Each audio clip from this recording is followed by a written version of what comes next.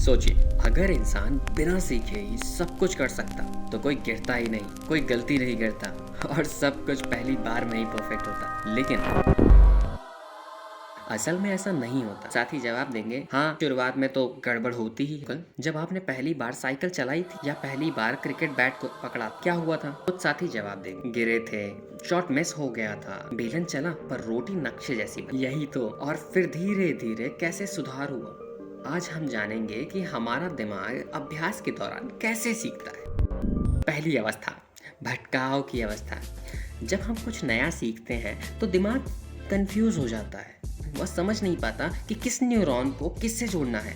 यार ये तो मेरे बस में ही नहीं। फॉर एग्जाम्पल, जिस किसी ने पहली बार साइकिल चलाई थी उसने क्या अनुभव किया था? हैंडल हिल रहा था, गिर गया था, ब्रेक लगाने में गड़बड़ हो गई। पहली बार जब किसी ने रोटी बेली थी तो क्या हुआ था?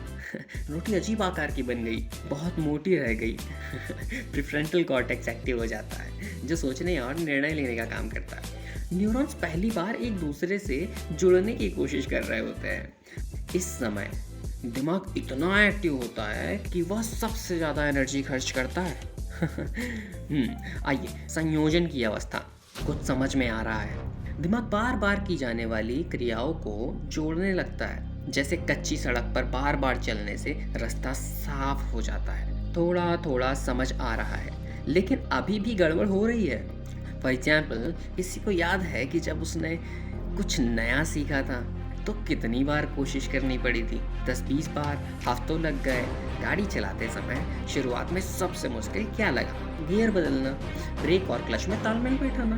न्यूरॉन्स के बीच में सिनेप्टिक कनेक्शंस बनने लगते हैं। बार बार के अभ्यास से कनेक्शंस मजबूत होते हैं। एक और रोचक फैक्ट जिससे आप वाकिफ भी होंगे, अगर आप 10,000 घंटे किसी भी चीज़ का अभ्यास करें तो आप उसमें मास्टर बन सकते हैं। मैल्कॉम ग्लैडवेल्स 10,000 आवर रूल्स भी इसे कहते हैं।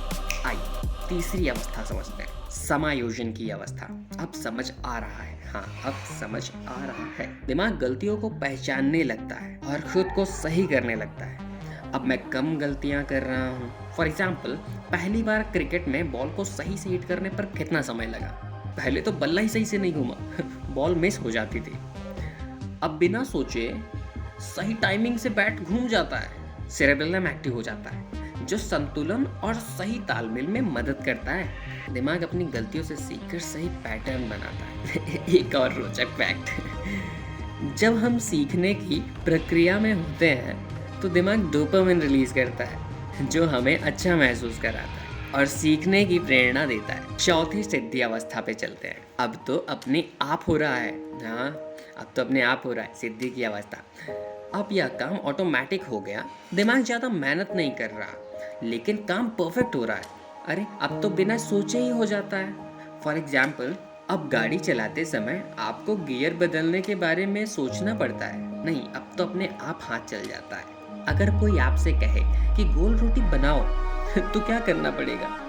सोचना नहीं पड़ेगा, बस हाथ चल जाएगा। अभी ये आदत बन चुकी है जिसे बेसल गैंग्लिया कंट्रोल करता है। न्यूरॉन कनेक्शंस इतने मजबूत हो चुके हैं कि बिना सोचे ही काम हो जाता है। और रोचक फैक्ट, इसलिए अनुभवी क्रिकेटर्स बिना सोचे सही शॉट खेलते हैं और संगीतकार बिना देखे उंगलियां चलाते हैं। आप अपने गलत हाथ से नाम लिखने की कोशिश कीजिए। पहली बार मुश्किल होगी, अक्षर बिगड़ेंगे, भटकाव की अवस्था। 10 बार लिखने के बाद थोड़ी सुधार आएगी, संयोजन की अवस्था। अगर रोज प्रैक्टिस की जाए बिना सोचे नाम लिखा जा सकेगा, सिद्धि की अवस्था। तो कैसा रहा साथियों? क्या आपको ये प्रक्रिया समझ में आई? चलो ठीक है, मुझे मैसेज में ज़रूर लिख के बताना यार।